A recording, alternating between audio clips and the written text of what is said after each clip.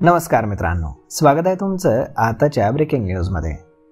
मित्रांनो, केंद्रीय मंत्री नितीन गडकरी यांनी बुधवारी पथकर नियमांमध्ये मोठा बदल करण्याची घोषणा केली आहे। यामुळे सर्वसामान्यांना एक मोठा दिलासा मिळणार आहे। देशातील राष्ट्रीय महामार्गांवरून वारंवार प्रवास करणाऱ्यांसाठी ही एक आनंदाची बातमी आहे। सरकार आता खाजगी वाहनांसाठी फास्टॅग आधारित वार्षिक पास जारी करणार असल्याची माहिती गडकरींनी ट्विटरद्वारे केली। या पासची किंमत 3000 रुपये असेल। येत्या 15 ऑगस्ट पासून ही प्रणाली सुरू करण्यात येईल। या पासमुळे खाजगी वाहन मालकांना राष्ट्रीय महामार्गांवरती कमीत कमी खर्चामध्ये आणि त्रासमुक्त प्रवास करता येईल। गडकरींनी गुरुवारी पुन्हा एकदा एक ट्विट करत महत्त्वाची माहिती जाहीर केली आहे। यामध्ये त्यांनी दुचाकी वाहनांवरती पथकर म्हणजेच टोल टॅक्स लागणार की नाही याबाबत सविस्तर सांगितलंय। तर राष्ट्रीय महामार्गावरून प्रवास करताना वाटेत अनेकदा टोल नाके लागतात। रस्त्यांच्या मधोमध येणाऱ्या टोल नाक्यांवरती आम्हाला टोल टॅक्स भरावा लागतो। राष्ट्रीय महामार्गांवरून प्रवास करताना टोल प्लाझावरती टोल टॅक्स भरणं आवश्यक आहे। टोल टॅक्स वसूल करून सरकार राष्ट्रीय महामार्गांच्या बांधकामामध्ये झालेल्या खर्चाची भरपाई करत असतं। याशिवाय राष्ट्रीय महामार्गांच्या देखभाल आणि दुरुस्तीचा खर्च देखील टोल टॅक्समधून केला जातो।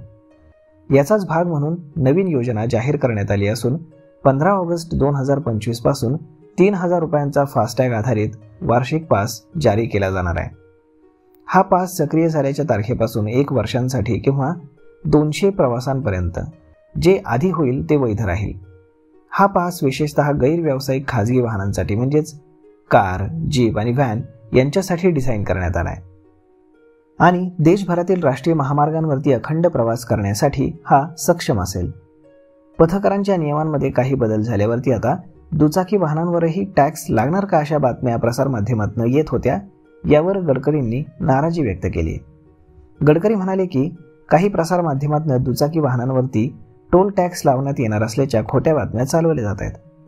असा कुठलाही निर्णय प्रस्तावित नाहीये।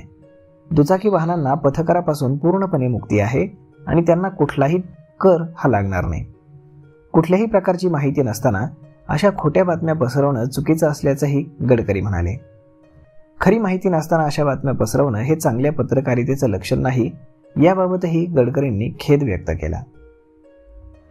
तर मग मित्रांनो, अशा पद्धतीनं फक्त कारलाच आता आणि बाकीच्या गाड्यांना टोल टॅक्स लागणार आहे, परंतु दुचाकी वाहनांवरती टोल टॅक्स मात्र लागणार नाहीये, हे लक्षात असू द्या।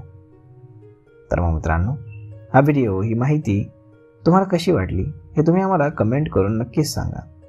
आणि जर तुम्हाला हा व्हिडिओ आवडला असेल तर आपल्या जवळच्या मित्रमंडळींसोबत देखील हा व्हिडिओ तुम्ही शेअर करायला विसरू नका। धन्यवाद।